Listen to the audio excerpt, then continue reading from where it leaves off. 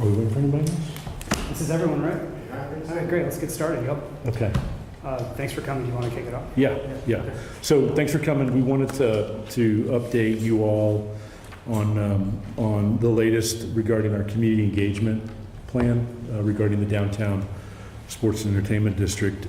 We shared this information with the council earlier this week, and several of you asked about this last week, so we thought we would share this information with you all as well. So we have engaged a professional services agreement with an organization, a company by the name of Able City, that will be working with us on community engagement services. That will commence here shortly. We're in the coordination phase right now. We will be looking to do charrettes and meetings in all 10 council districts to accomplish a couple of different things. One, hands-on public design and input in terms of the workshop and the downtown area focus. Focus group meetings will be part of this as well. Stakeholder meetings, and then an opportunity for discussions and presentations in terms of updates. The work is going to be broken out into two primary efforts here. Phase one will be those 2-day charrettes that we will begin in June and early July. And then part two will be going into the fall, where we will be looking at consistency in terms of community guiding principles, in terms of the public spaces and expectations the public has around any potential development in that area, in the Hemisfair Park area. So that's kind of a general overview. I'll let Lori and Brian kind of fill in some of the gaps in terms of what we anticipate in the schedule. But we're excited. This is also in accordance with the MOU that we agreed to earlier in the year with the county and the Spurs. I know the county is doing their community engagement portion, and this will be the community engagement portion. We do anticipate updating the council on this likely in midsummer, and then going from there. Right, and so as Eric mentioned, these are going to be 2-day charrettes for each council district. And so typically it'll be probably a Monday, Tuesday, or Tuesday, Wednesday. The charrettes will include opportunities for individual stakeholder meetings. So for example, small businesses. We might have small businesses from that district come to those charrettes and have a discussion about small business involvement in this project. There might be a charrette stakeholder meeting specific to affordable housing. We also will have table talk discussions based on what we've heard the residents are concerned about. So one thing we know residents have concerns about is infrastructure. Where are they going to park? What is the traffic going to look like? And then also you have concerns about gentrification, displacement. So these charrettes will not only be about getting information, allowing the community to really design that fan experience, but also be able to get more details on the specific concerns they've expressed for the past couple months. And as I mentioned, we've heard concerns about parking and infrastructure. We've heard concerns about affordable housing. We've heard concerns about funding. How is this going to be funded? And so these charrettes will provide space to go into more detail with each of those items. Now, Eric alluded to some guiding principles. So similar to what we did with the affordable housing bond in 2022, we created some guiding principles that were created from the community that talked about, as you move forward and work on these projects, these are the things that we want to guide your decision making. So that might be, we want to make sure there's opportunities for small businesses to participate in this project. And another guiding principle may relate to public space and actually having activations for the community. Another guiding principle could be about accessibility to the site.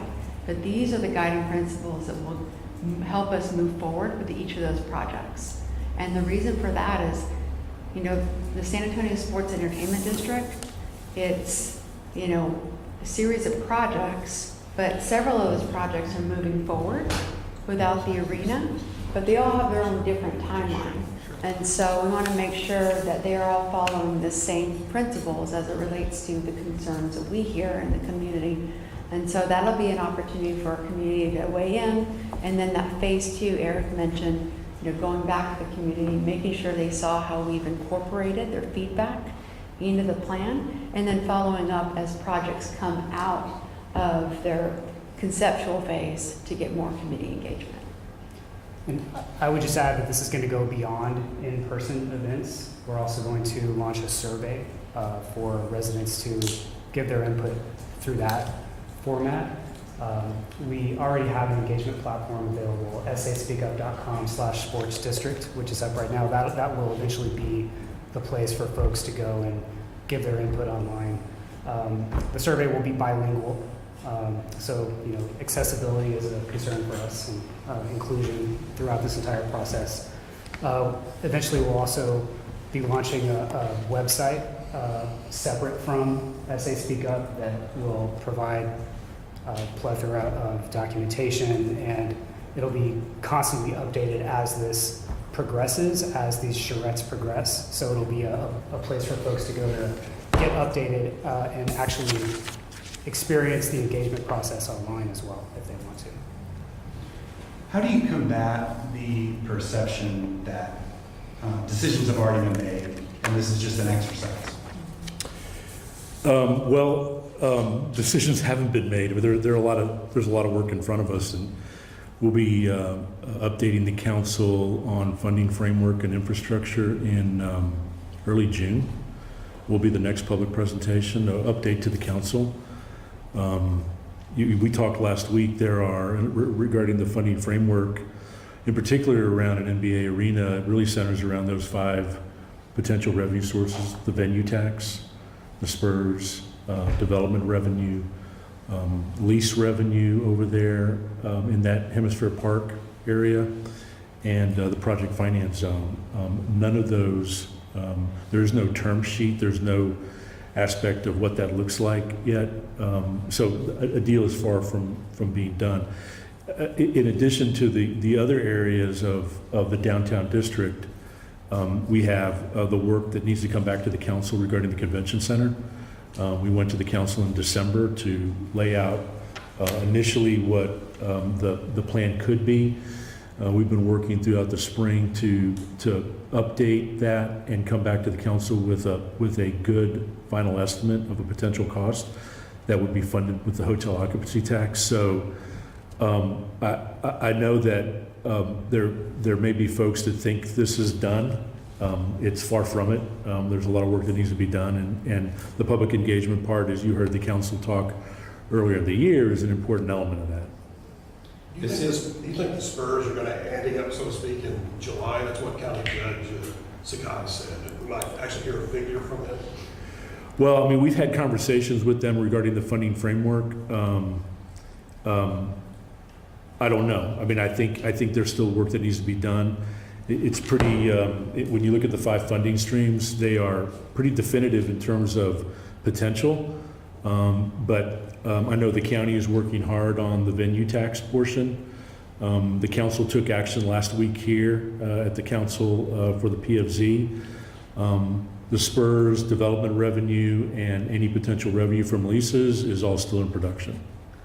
How do you see the community feedback actually shaping what this district looks like? And I'm curious whether there'll be an opportunity for folks to just come out and say they don't support some or a few of these projects. I think this process will allow that to happen. I mean, I think we've, and somebody asked me this question last week when I talked to the media after the council meeting. If people feel strongly one way or another, that you shouldn't necessarily wait until the charrette is scheduled in your council district. There are plenty of other mediums, but this will allow for that. I think regarding the first part of your question, Molly, which was Just like an example of how you envision feedback being reflected or incorporated into this. So, this is another example where we utilize this process, and it was with the terminal expansion out at the airport. The community engagement and stakeholder engagement developed guiding principles, as Lori described, that are part of the project and get incorporated, whether that's eventually design or elements or things that the public generally wants to see. I think the council really wants to hear that, and that's one of the reasons why we're shooting on giving them that update in midsummer on what the public feels. Every meeting I go to, whether it's a neighborhood meeting or anything else, there are plenty of opinions, and I think collecting those and organizing them, that's why we've asked a third party to help us with that. I think the last part of it that Brian mentioned is critical, is having one spot on our website, on our front page, where we're providing that information, and updates will be critical. Is community, Go ahead. okay, is community engagement too premature given the fact that a new mayor will be taking the lead when community engagement happens? No, I don't think so. I mean, I think it's something that we started talking about with this mayor and council earlier in the year when we did the MOU, and so we knew that there was going to be a transition. I think that community engagement, the sooner it starts, the better, because ultimately, yes, we're going to have a transition here in within a month with the mayor and a number of new council members. And I think they're gonna be looking for the same type of report in terms of feedback from the public and what's important and what's not. So I feel like, given the earlier conversations with the existing mayor and council, we've got to continue to move forward. My question was actually from the opposite end of that, not Okay. so much premature, but instead of, this was first presented in November, why is it it's taken 6 months to get to the point of getting community feedback? Well, the MOU with the city and the Spurs and the county was approved earlier this year, and that took some time between November and earlier this year when that was executed.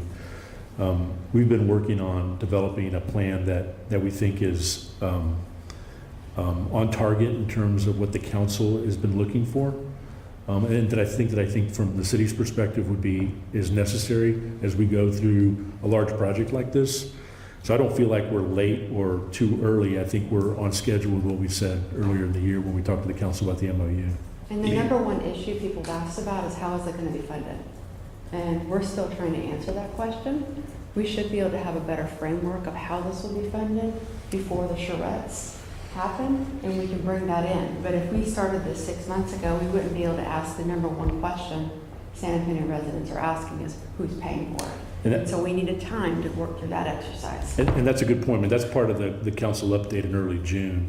That will need to continue through the summer as we go through our own transition here. Of the 5 major funding possibilities, when you have the update in early June, which of those will you be able to be specific about in terms of amounts? So we're gonna lay out a framework around development potential, around potential use of the PFZ. Remember, the PFZ that we talked about last week is critical to both the convention center, the Alamo Dome, as well as potentially an NBA arena, so it's part of all that. I think we'll be able to lay out any potential revenue from leases and how we could utilize that development revenue in order to issue debt. I know the county, I said earlier, I know the county is working hard on their venue tax issues, so I suspect that'll be finalized here pretty soon.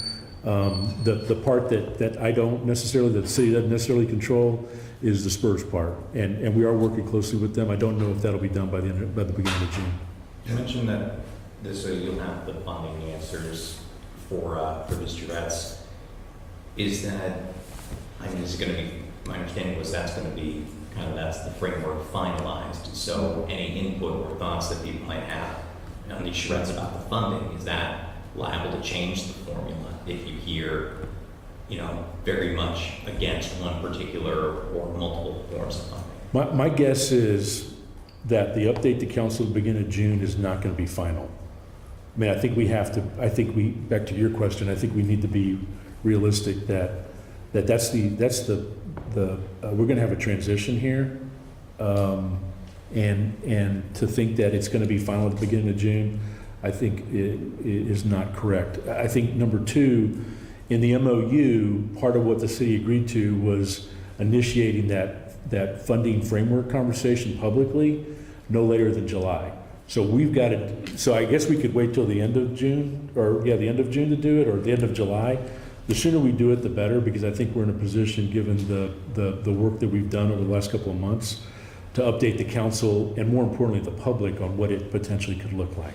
But I just mean, the MOU says we hope to have that framework by July. Is that, whatever is presented by July, is that the final version? Or if people have strong feelings about the funding sources during the charrettes, could the city change course on how you choose to fund?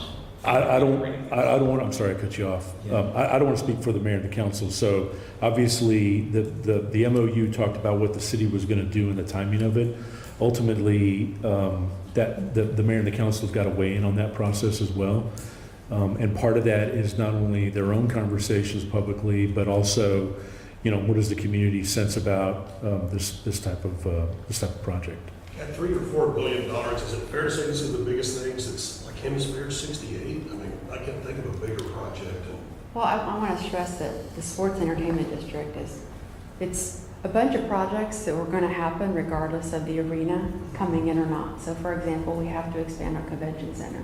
The John Woods Courthouse, that was already part of the Hemisfair plan to do a P3 to get an event venue operator to redevelop and operate it. So a lot of these projects that you're putting as part of that $3 to $4 billion were projects that were already going to be done as part of the Hemisfair master plan, or we were already working on as it pertains to the Alamo Dome turning 30 and the convention center needing to be expanded to remain competitive. So I want to, when you say that $3 to $4 billion, it's not something new we've been talking about. We've been talking about doing these projects as far back as when the Hemisfair master plan was adopted in 2012. I think the answer is also yes, right? Because, even though we've talked about we needed to make sure that our own assets like the Alamo Dome Convention Center are remain competitive, we have taken over the last couple of years, we have taken a more strategic approach to actually developing these plans that we've had in place, like Hemisfair Park.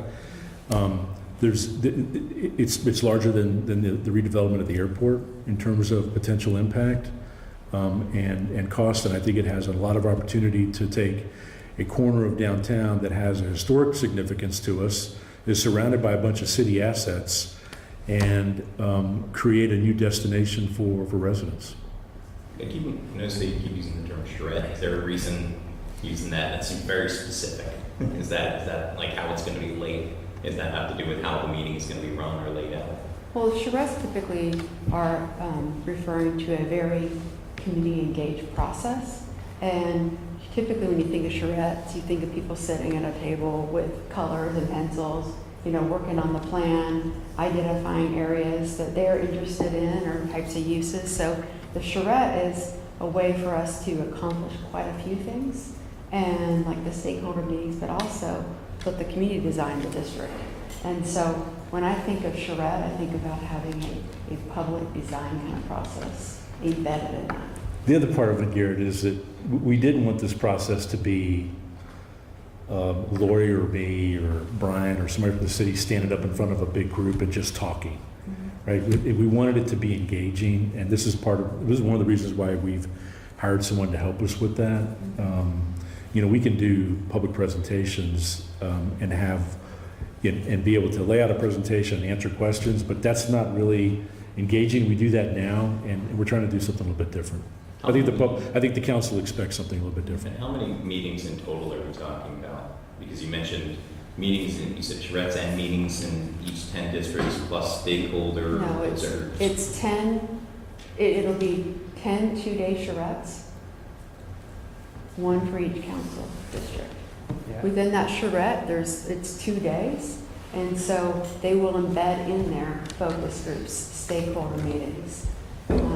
So it's those 2 days that might have multiple meetings built in with them. And there will But be, it's open to everybody? Yes. Okay. and there'll be follow-up presentations to show how feedback was actually incorporated. So How much is the contract with People City? About $150,000. And And then could you clarify what you said about the Spurs, about when you expect that they're going to publicly announce their potential contribution? Well, I didn't say that. I said that's up, as we work through there, I'm not going to put a timeline on them.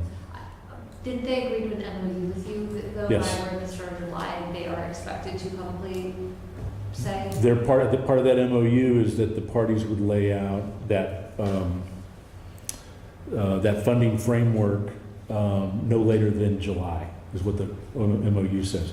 We're gonna give the council an update in early June.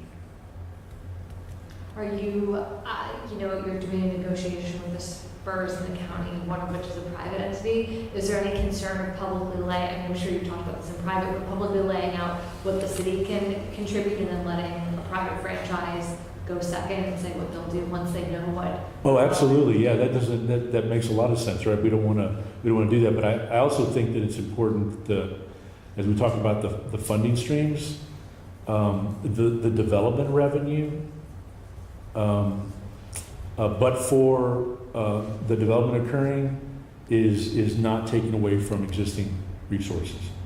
Leases on that property or the use of that property are leases that don't exist right now. The PFZ needs to be, as we talked about last week with the council, is a funding source for 3 potential: the Dome, the Convention Center, and potentially an NBA arena. So those are the development revenue is being generated by whoever is willing to make a commitment to develop that area.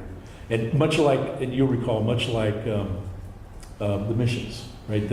There was part of that agreement.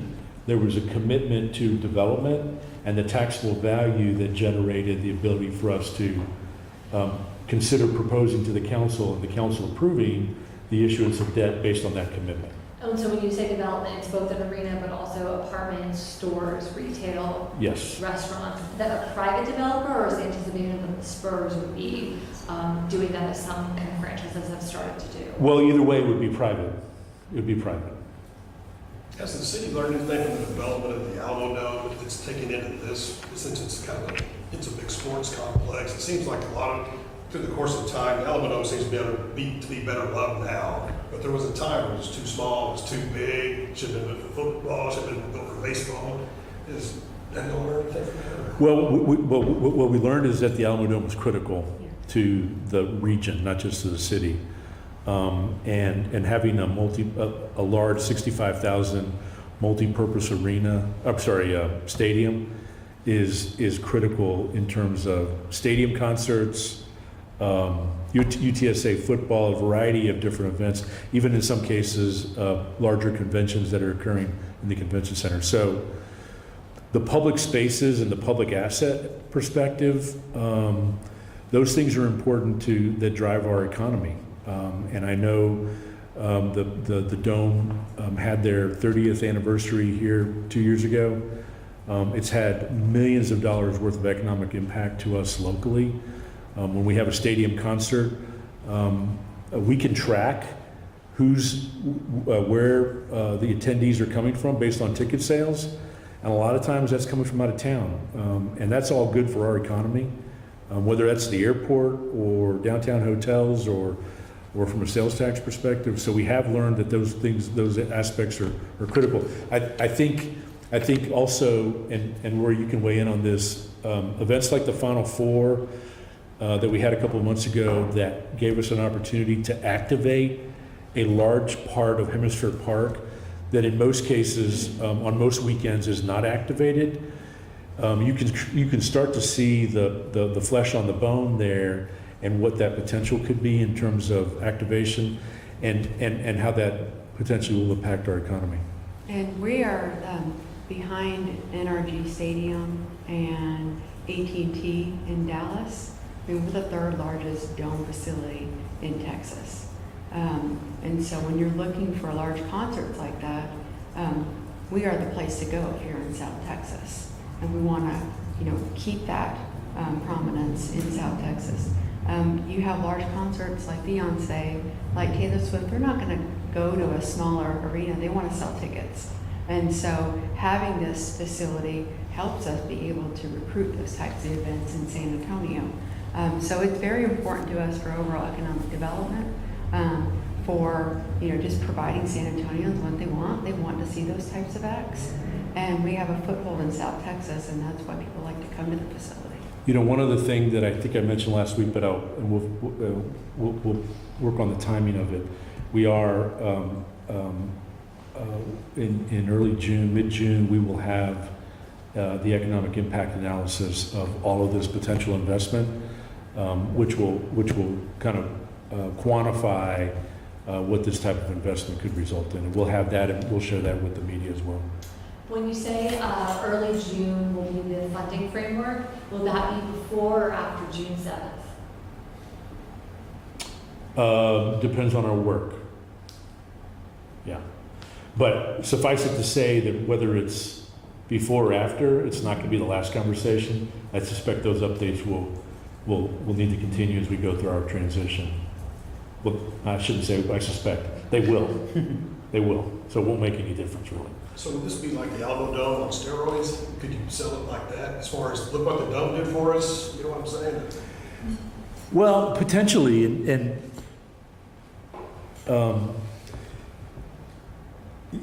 somebody asked me yesterday,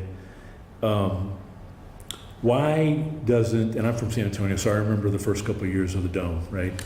But the Dome was an asset that was funded a different way. It was funded by a sales tax allocation that the voters approved.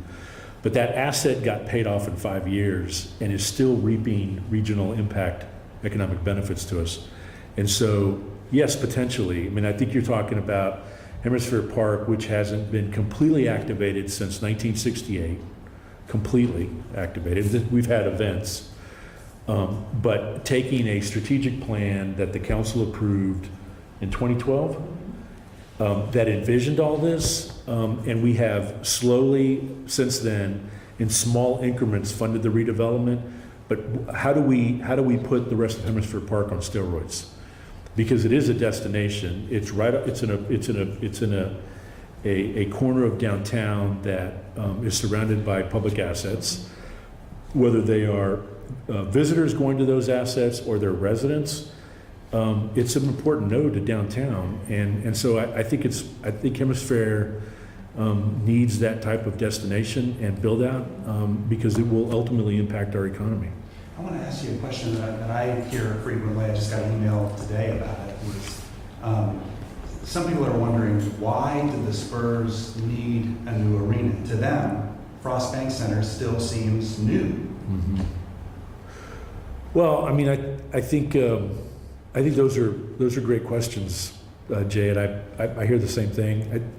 I hear that type of question, and then in neighborhood meetings, I hear the city should have done this 10 years ago. I mean, it's somewhere in the middle, I think, and I think that's why we're going to go through community engagement to get kind of everybody's feel and report back to the council, because I think it's important. I also think that the Spurs on their own have been clear about their intention to do something different after their commitments at the Frost Bank Arena. The Wall Street Journal had an article 2 weeks ago that said there are 38 sports and entertainment districts in conversation throughout the country involving multiple professional sports. And I think you see that for a reason, because there's maybe an element of fan experience, or whether it's revenue that drives it, or whether it is revitalizing areas of a city that need revitalization. So I think the answer is probably different, but the pure fact that there are 38 other cities in the country that are talking about similar efforts, I think is more a sign of the times, and that's probably a better question for the Spurs. But I will add, we talk about, Final Four. Why was it so successful? It wasn't successful just because it was in the Alamo Dome.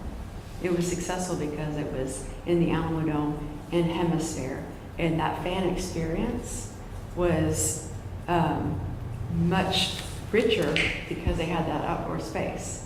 And so that's what you see in other NBA stadiums, NBA arenas across the nation, is they have the arena, but that outdoor space provides other opportunities for people to dine earlier, for people who don't want to buy tickets to the game to watch the game in that outdoor space. And so that's what we're seeing across the nation in terms of what professional sports arenas are doing. It's about having that outdoor space to really kind of amplify that fan experience, so it doesn't just have to take place in that facility. Is there anything comparable like this in the country right now that could be used to give listeners an example of what y'all are trying to emulate? Well, there are other examples, but I think what's unique about San Antonio is that we've got within a 7 or 8 minute walking distance, we have the state, the city, and private sector putting $500 million into an Alamo remake.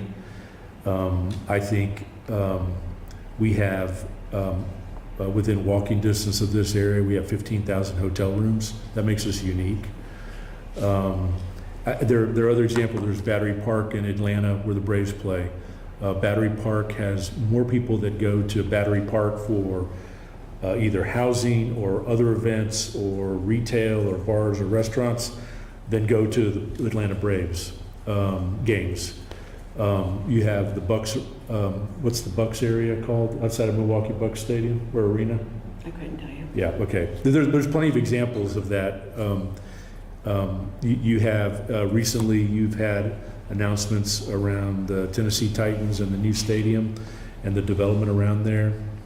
You have an announcement last week about the Commanders in Washington and a new football and an entertainment district. So I think there's plenty of other examples. I think we're a little bit unique because Final Four was successful because there was a complete integration of via park and ride on steroids. It made it easy to get down here for residents, but we also had a completely walkable downtown that allowed those folks, those visitors, to traverse back and forth. So I'd say we're a little bit unique in that sense. The meetings, the meetings and surveys, do we have dates on when they're going to any of the specifics? Is it all TBD? TBD, but as soon as we do, we'll make sure we push that out. Okay, so, but again, 10 two-day community charrettes in June, July, in each of the one in each of the council districts. Online survey, same time frame, or It'll be for each council district. there's going to be an online element for each of the districts. No. The 2-day charrettes will be for each council. He's talking about the survey. The survey. What's your question about the survey? Is that going to be around the same time frame, June, July? Oh, absolutely. Yeah. It'll be ready. The survey will be done and available during the charrettes. Right. Okay. When do you think you'll have these dates available? Soon. We're working through the scheduling stuff. Yeah.